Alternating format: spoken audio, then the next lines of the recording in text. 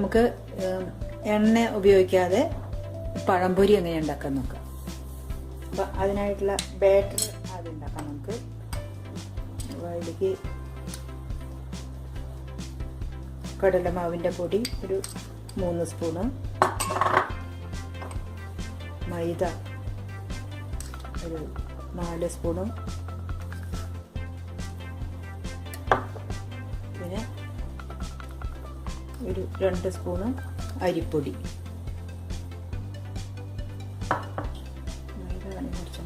കാരണം ഒരു പഴം കൊണ്ടാണ് ഉണ്ടാക്കുന്നത്. അപ്പം അതിനുള്ള സാധനങ്ങളല്ലേ വേണ്ടു. ഒരു നുള്ള് മഞ്ഞൾപ്പൊടി, ഒരു നുള്ള് ഉപ്പ്, പഞ്ചസാരയൊന്നും ചേർക്കണില്ല, എണ്ണയില്ല. നമുക്കിതിൽ വെള്ളം ഒഴിച്ചിട്ട് കലക്കാം. അധികം വെള്ളമാവരുത്. ബാറ്റർ റെഡി ആയിട്ടുണ്ട്. അരിപ്പൊടി, മൈദ, ഓൾ പർപ്പസ് ഫ്ലോറും കടലമാവും കുറച്ച് ചേർത്തിട്ട് ഉപ്പ് ചേർത്തിട്ടുണ്ട്. പഴം അനുസരിച്ചിട്ട് ബാറ്റർ ഉണ്ടാക്കുക. കുറച്ച് പഴമുള്ള ഒരു പഴമൊക്കെ ഉള്ളതെന്നുണ്ടെങ്കിൽ ഇത്രയേ വേണ്ട. ഞങ്ങൾക്ക് നല്ലോണം പഴുത്ത പഴമാണ് ഈ നേന്ത്രപ്പഴമാണ്, ഏത്തയ്ക്ക എന്ന് പറയുന്നത്.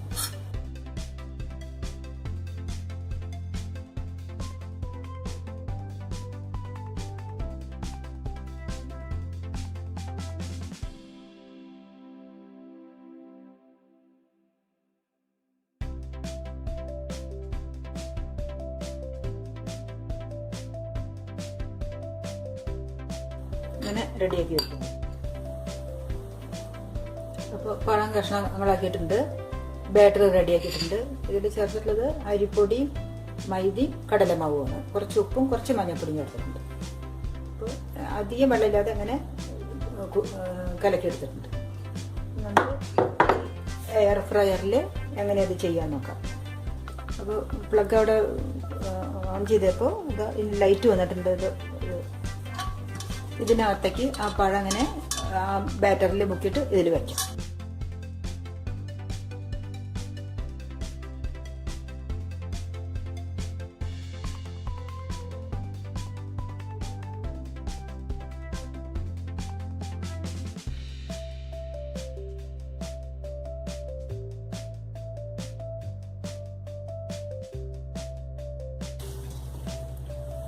ആറ് പീസുകൾ ഇതിൽ വെക്കാനേ സ്ഥലമുള്ളൂ. മിതകി വെച്ചിങ്ങനെ കട്ട കൂടി വെക്കണ്ട. ഇനി നമുക്ക് ഈ പാത്രത്തിൽ വെച്ചിട്ടുള്ള പഴം ബാറ്ററിൽ വെക്കിയുള്ളത് ഇതിലേക്ക് ഇറക്കി വെക്കാം. ഈ എയർ ഫ്രയറിന്റെ കൂടെ കിട്ടുന്നത് തന്നെയാണ് ഈ പാത്രം. ഈ പാത്രം തന്നെ ഇതിന് ഉപയോഗിക്കാനും പാടുള്ളൂ, വേറെ പാത്രങ്ങൾ ഉപയോഗിക്കാനും പാടില്ല. 10 മിനിറ്റേ വെക്കണ്ട. അപ്പോൾ 10 മിനിറ്റിൽ 350 ഫാരൻഹീറ്റിൽ ഇത് ഫ്രൈ ചെയ്ത് കിട്ടും. നമുക്ക് നോക്കാം 10 മിനിറ്റ് കഴിഞ്ഞിട്ട് എന്താണ് ഇങ്ങനെ കിട്ടുന്നത്. നമുക്ക് ഈ ലിഡ് എടുക്കാം. ലിഡ് ഭയങ്കര ചൂടാണ്. അപ്പോൾ നമ്മൾ അതിനൊരു ഗ്രില്ലിന്റെ മുകളിലേക്ക് വെക്കാം.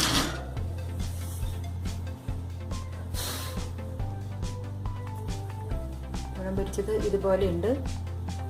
പക്ഷെ നമുക്കിത് മറിച്ചിട്ടിട്ട് ഒരു 3 മിനിറ്റും കൂടെ വെക്കണം.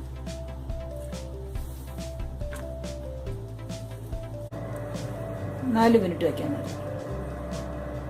4 മിനിറ്റ് കഴിഞ്ഞാൽ നോക്കാൻ എന്താ.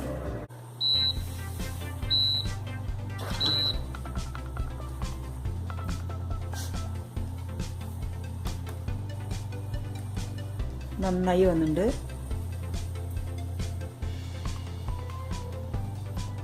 നമുക്ക് പുറത്തേക്ക് എടുക്കാം.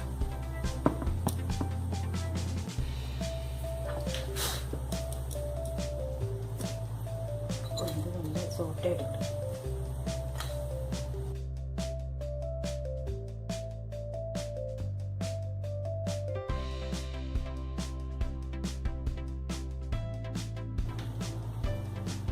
നല്ല സോഫ്റ്റായിട്ട് വന്നിട്ട് ഞാൻ ഒരു ഡ്രോപ്പ് എണ്ണ എല്ലാറ്റിനും കൂടി ചെയ്തു. 8 ഡ്രോപ്പ് എല്ലാറ്റിനും കൂടി ഉപയോഗിച്ചിട്ടുണ്ട്.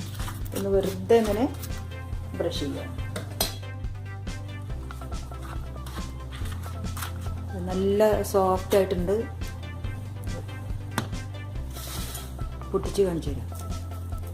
നന്നായി വെന്തിട്ടുണ്ട്, നല്ല സോഫ്റ്റായിട്ടുണ്ട്. പഴംപൊരി തിന്നണമെന്ന് തോന്നുന്നവർക്ക് ഡീപ്പ് ഫ്രൈ ചെയ്യാതെ ഇങ്ങനെ ഉണ്ടാക്കി കഴിക്കാം.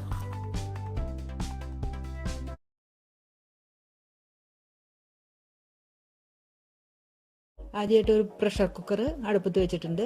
അതിലൊരു സ്റ്റീൽ പാത്രം ഇറക്കി വെച്ചിട്ട് നമ്മൾ 2 പഴത്തിൻ്റെ തൊലി കളഞ്ഞിട്ട് അതിലേക്ക് ഇടുകയാണ്, കഷ്ണങ്ങളാക്കിയിട്ട്. അപ്പോൾ അതിനടിയിൽ കുക്കറിൽ കുറച്ച് വെള്ളം ഒഴിക്കണം, 1 കപ്പ് വെള്ളം ഒഴിക്കണം. എന്നിട്ട് ഈ ഏത്തപ്പഴം തൊലി കളഞ്ഞിട്ട് അതിലിട്ടിട്ട് കുക്കറിൽ വേവിച്ചെടുക്കണം. അത് അടച്ച് ഒരു 5 വിസിൽ വരുന്നവരെ കുക്ക് ചെയ്യണം. അതിന് നന്നായി വെന്ത് കിട്ടണം.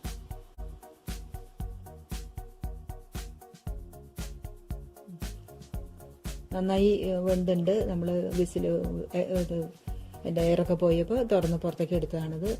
എന്നിട്ട് ഇനി അത് വരട്ടിയെടുക്കാൻ വേണ്ടിയിട്ട് പ്രഷർ കുക്കർ തന്നെ അടുപ്പത്ത് വെച്ചിട്ടുണ്ട്. അതിൽ ഒരു 3 സ്പൂൺ ഒലീവ് ഓയിലോ അല്ലെങ്കിൽ നെയ്യോ ഒഴിക്കാം. ഞാൻ ഒലീവ് ഓയിലോ ഒഴിച്ചിരിക്കുന്നത്. അതിൽ ഈ പഴം ഇങ്ങനെ നടു മുറിച്ചിട്ട് അതിൻ്റെ ഉള്ളിലത്തെ ആ കറുത്ത നാരെല്ലാം എടുത്ത് കളഞ്ഞിട്ട് നമ്മൾ ഈ പഴത്തിൻ്റെ എല്ലാ കഷ്ണങ്ങളും ആ എണ്ണയിലേക്ക് ഇടുക.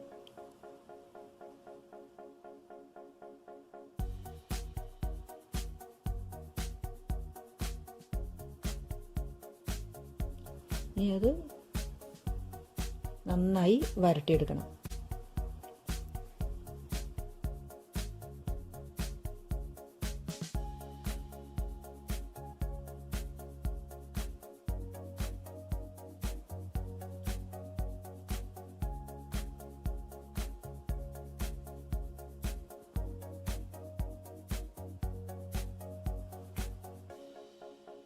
അതിലേക്ക് 2-3 സ്പൂൺ ശർക്കര നല്ലോണം പൊടിയാക്കി ഇത് ഇടുക. പിന്നെ ഇളക്കിക്കൊണ്ടേയിരിക്കുക.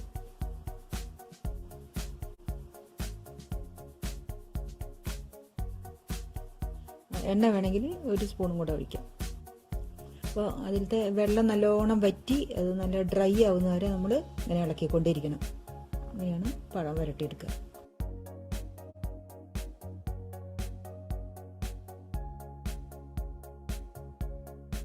ഏത്തപ്പഴം നന്നായി വരട്ടിയെടുത്തിട്ടുണ്ട്.